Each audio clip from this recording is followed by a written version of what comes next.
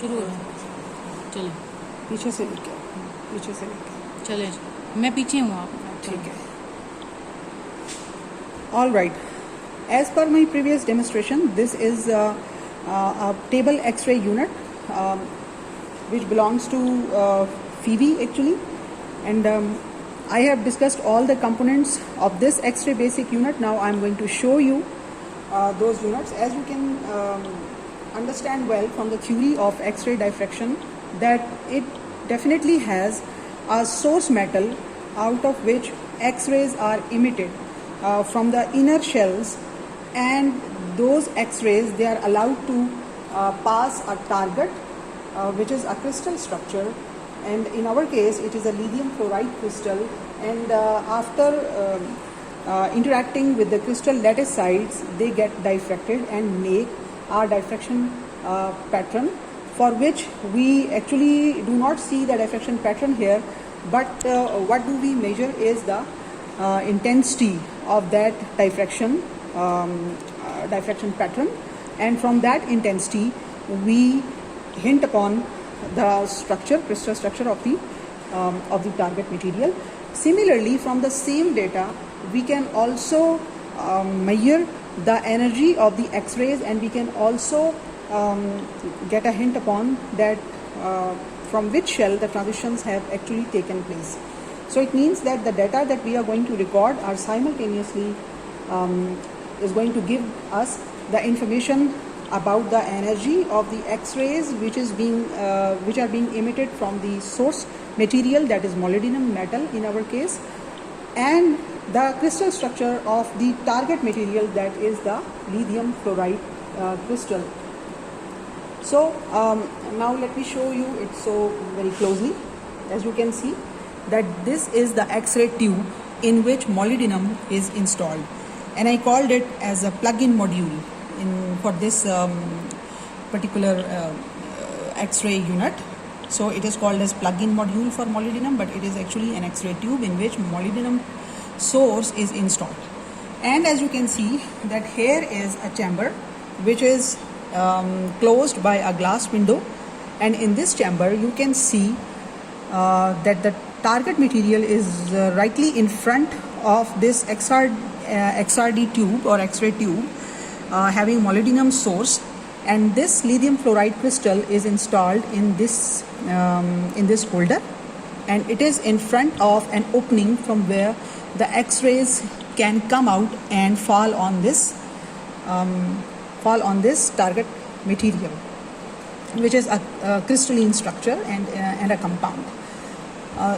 If I explain whatever is installed in this unit, you can see that here we have a processing instrument or the processing component or the processing or the control unit, which is the goniometer here, and this goniometer holds all the circuitry which is utilized to make this X-ray XRD work.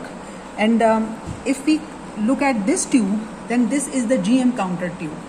So it means that X-rays, they are going to fall on this target material, and this detector or the GM counter is going to measure the intensities of the diffraction pattern, and then it will process it through this goniometer and will send it to this screen panel, where we are going to record our readings in the form of the Bragg's angle theta, that is the angle at which the X-rays are falling on the target material or interacting with the lattice side, and the corresponding diffraction intensity which is being recorded by the GM counter tube.